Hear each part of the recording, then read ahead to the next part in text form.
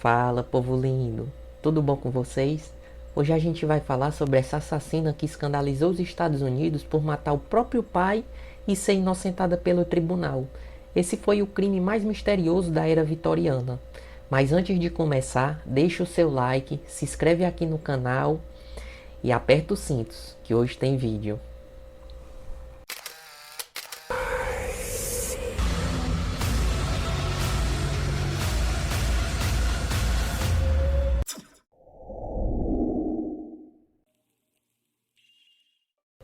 No século XIX, o caso brutal atrai atenção até hoje, em um assassinato no qual Lizzie foi acusada de matar o pai e a madrasta a machadadas. Considerada a principal suspeita de um dos maiores crimes dos Estados Unidos, ela foi levada à justiça e absolvida em um dos julgamentos bem polêmicos da época.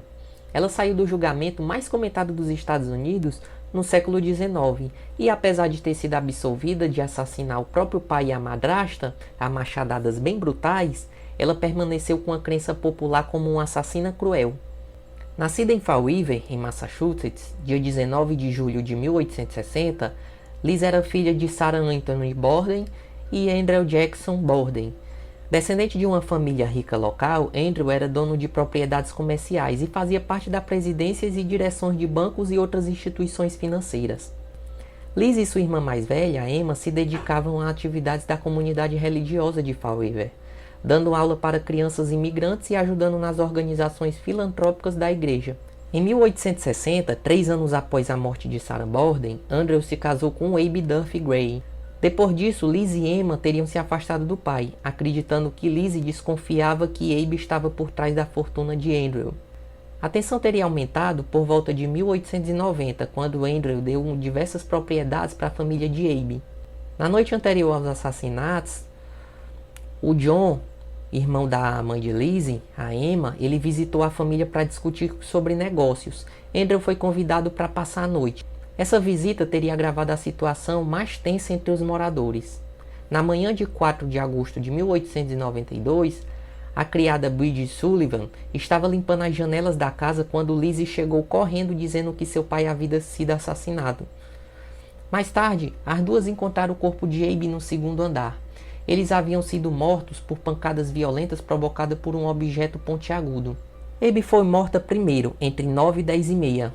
Ela estava subindo para o quarto para arrumar o quarto dos hóspedes, onde John passava a noite. De acordo com as investigações, o golpe da cabeça ele foi em cima da orelha, quando ela caiu no chão. Depois do assassinato, atacou 17 vezes na parte de trás aqui da cabeça. Enquanto isso, Andrew estava na cidade com John. Ao voltar para casa, por volta das 10 e meia, ele se deitou no sofá para tirar um cochilo e foi atacado com 11 golpes enquanto ainda estava dormindo. Durante a investigação, a polícia encontrou no porão da casa 2 machados, 2 machadinhas pequenas, uma machadinha com cabo quebrado, que foi considerada uma possível arma do crime. A análise da ferramenta concluiu que o cabo havia sido cortado porque estava sujo de sangue. No entanto, a arma do crime nunca foi confirmada. Dias depois do assassinato, Lizzie foi vista destruindo um dos seus vestidos azul claro. Ela disse que pretendia queimá-lo, pois havia derramado tinta nele. Testemunhas alegaram que Lizzie usava aquele vestido um dia antes do assassinato e que provavelmente estava manchado de sangue.